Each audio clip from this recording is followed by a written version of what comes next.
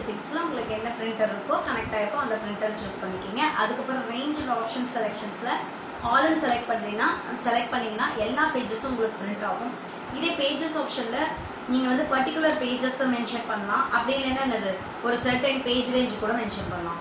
1 to 5 அப்படின்னா 1லேருந்து 5 page 5வது page வரைக்கும் பிரிண்ட் எடுத்து கொடுக்கும். சப்போஸ் 1 கொடுத்துட்டு 1,6 to 8ன்னு கொடுத்தீங்கன்னா ஃபர்ஸ்ட் பேஜ் எடுத்துட்டு 6, 7, 8 இந்த 3 எடுக்கும். ஓகேவா? ஸோ இந்த மாதிரி பர்டிகுலர் பேஜஸையும் கொடுக்கலாம், ஒரு பிரிண்ட் ரேஞ்சையும் நம்ம என்ன கொடுக்கலாம், ஒரு சர்டைன் ரேஞ்சையும் நம்ம அந்த பேஜஸ் ரேடியோ பட்டனுக்குள்ளே நம்ம அந்த பாக்ஸ்க்குள்ளே நம்ம கொடுக்கலாங்கிறாங்க. சரியா? ஸோ நம்பர் ஆஃப் காப்பீஸ் இருக்குது. அதாவது உங்களுக்கு நம்பர் ஆஃப் காப்பீஸ்னு ஒரு ஸ்பின் பாக்ஸ் இருக்கா இந்த சைட்லேயே அந்த பிக்சரில் பாருங்கள். நம்பர் ஆஃப் காப்பீஸில் 1 காப்பி வேணுமா, 2 வேணுமா, 3 இல்லை எவ்வளோங்கிறத கொடுத்துட்டு finally if you click the print button means your document will be printed. ஓகேவா? ஸோ அப்போ 5th பார்ட்டில் நம்ம என்ன பார்த்தோம், ஒரு டாக்குமெண்ட் எப்படி என்ஹான்ஸ் பண்ணி பிரிண்ட் பண்ணுறதுன்னு பார்த்தோம். அதாவது என்ன அப்படின்னா பிக்சர்ஸ் இன்சர்ட் பண்ணுறது, special characters, auto text insert பண்ணுறது, ட்ராயிங்ஸ் பண்ணலாம். சரியா? ஒரு டாக்குமெண்ட்குள்ளே இத்தனையும் நம்ம கொண்டுட்டு வரலாம் அந்த டாக்குமெண்ட்டை ப்ரிப்பேர் பண்ணி முடிச்சதுக்கப்புறம். அதுக்கப்புறம் அதை ஃபைனலாக எப்படி ஒரு அவுட்புட்டாக நம்ம அவுட்புட் மீடியத்தில் எப்படி பிரிண்ட் எடுத்து பார்க்குறதுங்கிறது தான் பிரிண்டிங் த டாக்குமெண்ட். ஸோ இதுதான் வந்து உங்களுக்கு என்னது introduction to word processor, that is open office ரைட்டரில் ஃபஸ்ட்டு 6th சாப்டரில் இதை தான் பார்க்கணும். நெக்ஸ்ட் 7th சாப்டர் இன்ட்ரோ கொடுத்துட்றேன். நெக்ஸ்ட் கிளாஸில் அதை வந்து நம்ம இதாக பார்த்துக்கலாம். ஓகேவா? So lesson next we move to the 7th chapter. 7th சாப்டரோட நேம் என்னன்னு பார்த்தீங்கன்னா working with open office calc. ஓகேவா? இது ஒரு டாக்குமெண்ட் எப்படி ப்ரிப்பேர் பண்ணுறதுன்னு பார்க்கலாம். இப்போ கேல்கில் ஒர்க் பண்ண போகிறோம். கேல்க்னா என்னது, ஸ்ப்ரெட்ஷீட். ஓகேவா? அதாவது அதிலே பார்த்தீங்கன்னா ரோஸ் அண்ட் காலம்ஸாக க்ரியேட் ஆகிடும். அதை யூஸ் பண்ணி நம்ம என்ன பண்ணிக்கலாம், நம்ம கேல்குலேஷன்ஸ் எல்லாம் ஈஸியாக பெர்ஃபார்ம் பண்ணிக்கலாம். நீங்கள் சொல்லுவீங்க மேம் டாக்குமெண்ட்லேயும் தானே நம்ம டேபிள்ஸ் க்ரியேட் பண்ணணும், அதை நீங்கள் டேபிள்ஸ் க்ரியேட் பண்ணி அதுக்கப்புறம் உள்ள வேல்யூஸ் என்ட்ரு பண்ணி அந்த மாதிரிலாம் பண்ணுறது கஷ்டம். ஸோ அதுக்குன்னே ஒரு அப்ளிகேஷன் நமக்கு இருக்குது.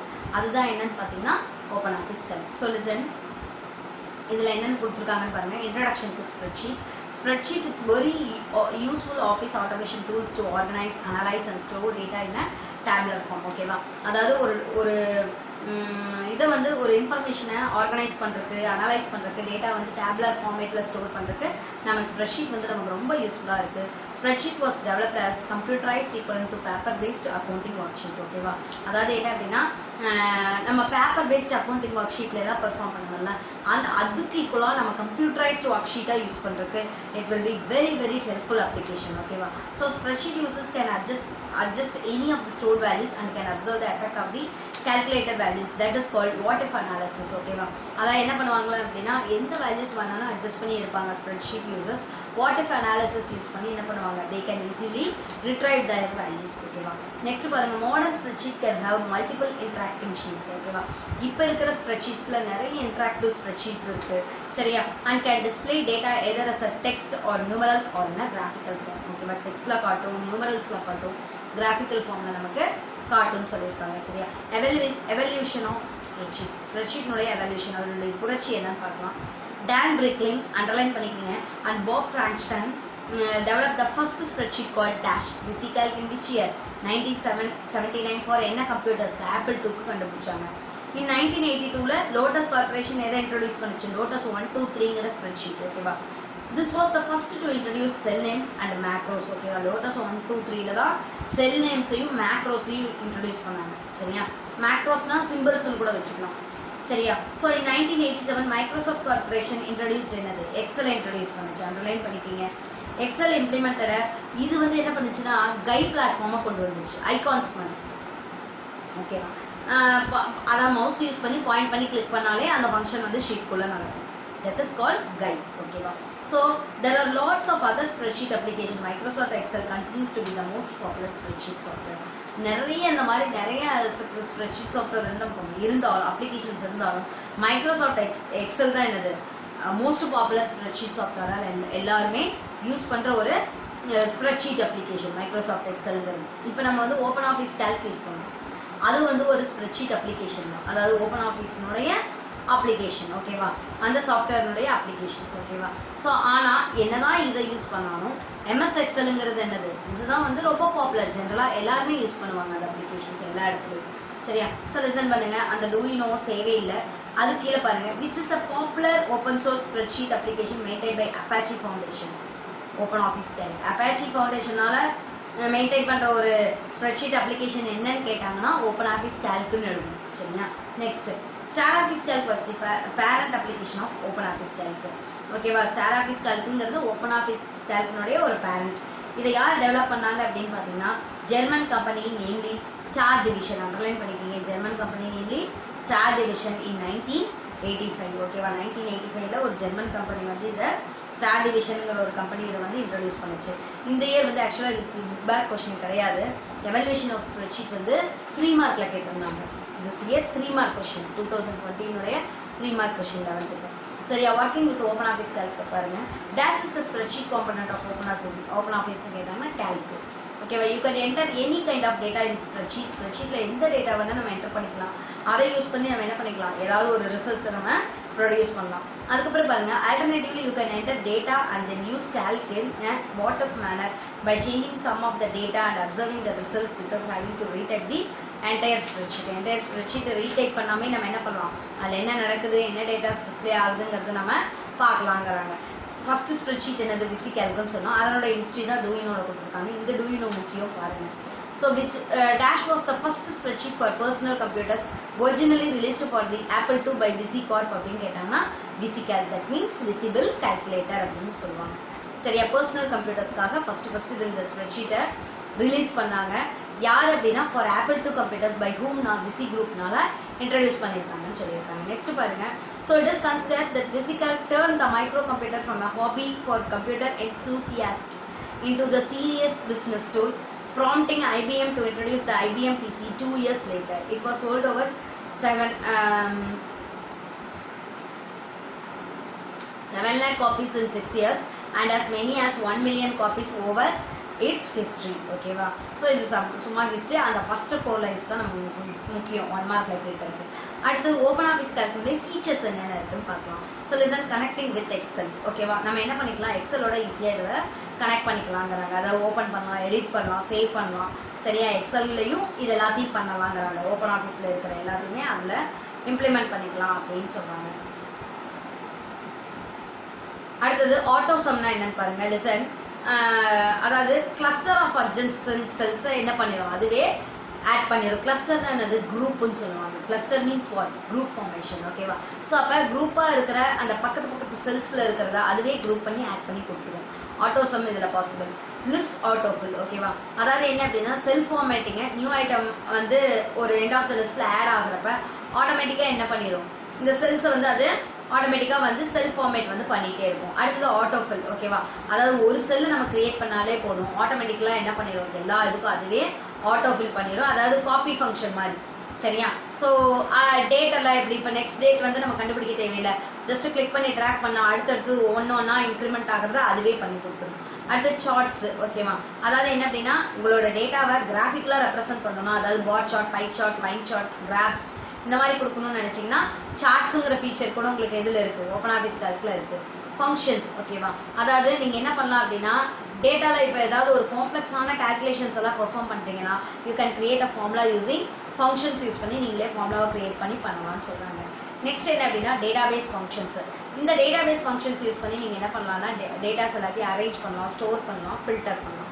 So these are the features of open office Calc. Next பாருங்கள் கிரியேட்டிங்கே. இப்போ நம்ம ஒரு ஒர்க் ஷீட்டை ஓப்பன் ஆஃபீஸ் கேல்க்கில் கிரியேட் பண்ண போகிறோம். ப்ராக்டிக்கலாக எல்லாமே இப்போ நம்ம கற்றுக்க போகிறோம். லிசன் பண்ணுங்கள். So a new spreadsheet can be created through various methods. Okay, which command is used to create a new spreadsheet? Na start gives, all programs gives, open office gives, open office calc. அப்படி இல்லைன்னா star சென்டர்ல அதாவது welcome ஸ்க்ரீன்ல நீங்க open office ஐக்கானை நீங்க என்ன பண்ணிக்கலாம், டபுள் கிளிக் பண்ணி டெஸ்க்டாப்லேயே நீங்கள் டபுள் கிளிக் பண்ணி ஓப்பன் பண்ணி போய்க்கலாம். சரியா? இந்த இதுதான் வந்து ஓப்பன் ஸ்க்ரீனில் நீங்கள் என்னன்னு சொல்லுவீங்க, ஸ்டார் சென்டர். இதை நம்ம ரைட்டர்லேயே பார்த்துருக்கோம். ஓகேவா?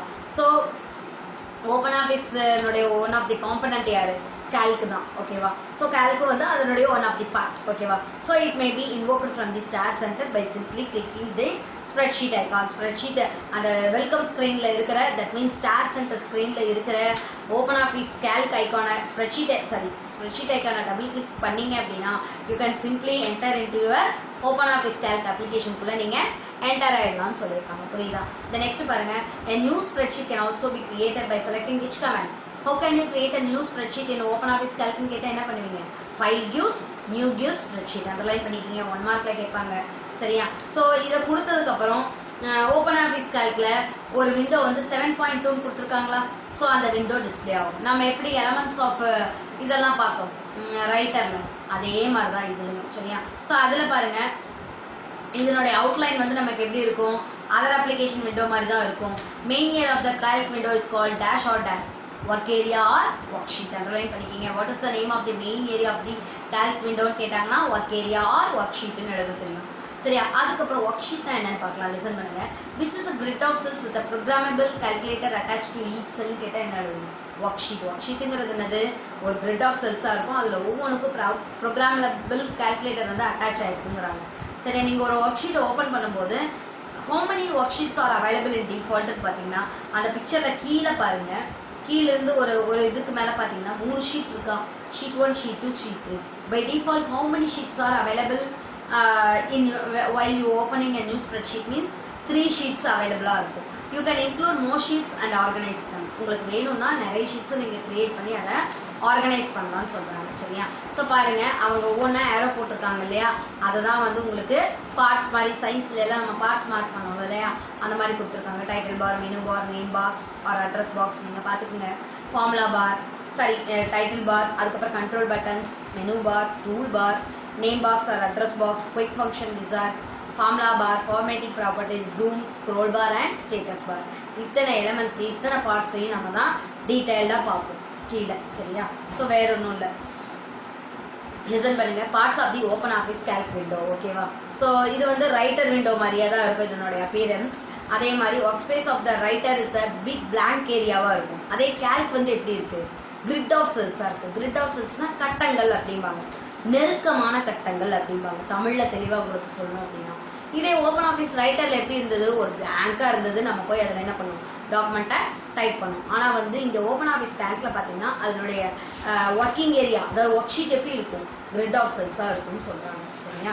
தென் நெக்ஸ்ட் ஃபர்ஸ்ட் இது டைட்டில் பார். சரியா? Title bar is present at the top of the window.